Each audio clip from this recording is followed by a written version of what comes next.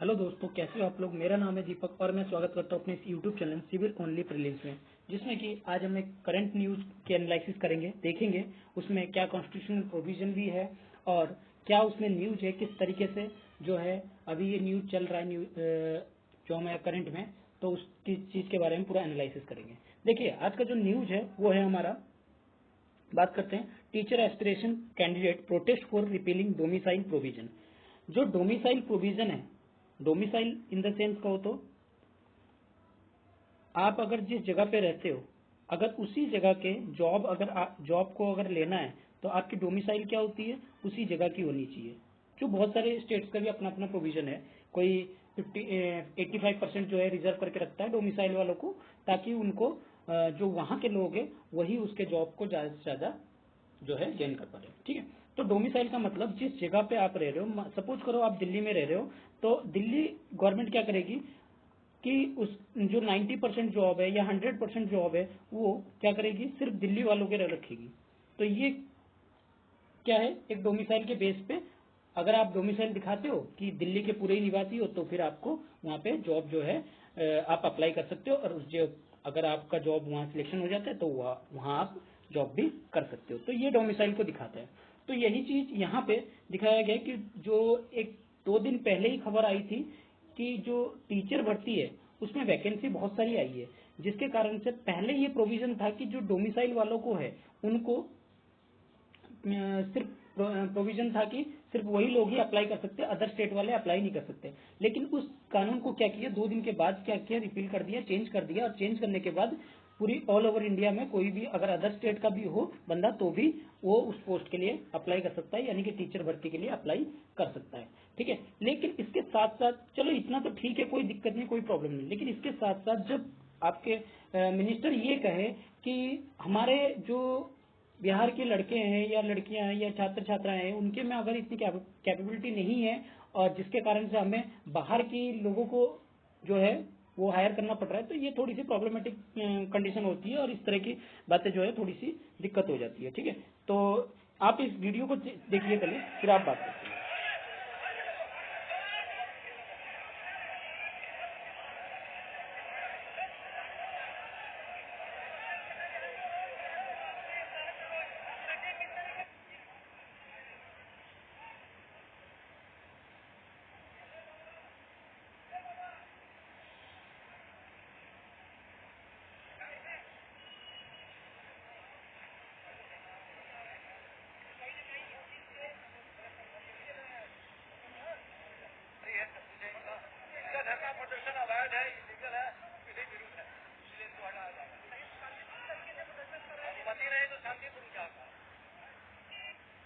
तो आप ये देख सकते हैं कि किस तरह से यहाँ जो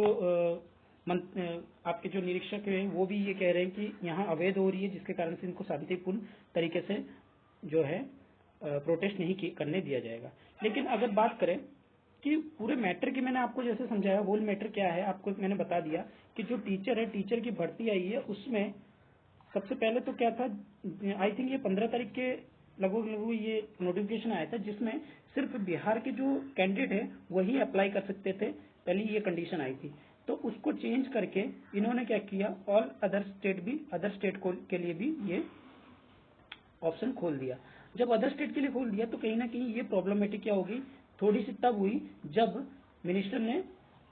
ये अपने भाषण में ये कहा कि यहाँ के जो छात्र हैं थोड़े से हमें कमजोर पाए जाते हैं, और जो बाहर के कमजोर तो नहीं, मतलब इन द सेंस इनको थोड़ा सा डिमोटिवेट करने वाली चीजें बताई गई, जिसके कारण से इनके प्रोटेस्ट जो है वो जारी चली गई, कि बताए गए कि ये डोमिसाइल चीजों को कहीं ना कहीं आप हटाइए इस चीज को। ठीक है, ये पूरी मैटर थी।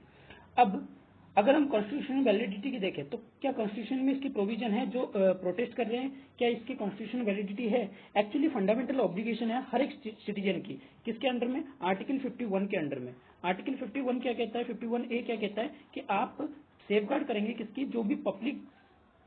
प्रॉपर्टी है उनको, और अवॉइड करेंगे वायलेंस को, कब, जब आप पब्लिक प्रोटेस्ट कर रहे हो। ठीक है, यानी कि अगर वायलेंस हो रहा है उस बीच में आप कोई तोड़ा फाड़ी या फिर बस को जलाना इस तरह के अगर करते हो, तो आपको उसके लिए फंडामेंटल ऑब्लिगेशन माना जाएगा, उसको नियम को भंग करने के लिए। ठीक है, ये कॉन्स्टिट्यूशन वैलिडिटी है। तो क्या कॉन्स्टिट्यूशन में ऐसा भी है कि प्रोटेस्ट करने की राइट्स भी दी गई है, बिल्कुल दी गई है। फंडामेंटल राइट्स जो है हमारी प्रोटेस्ट करने के लिए ही कहा गया है। क्या बताया जाता है,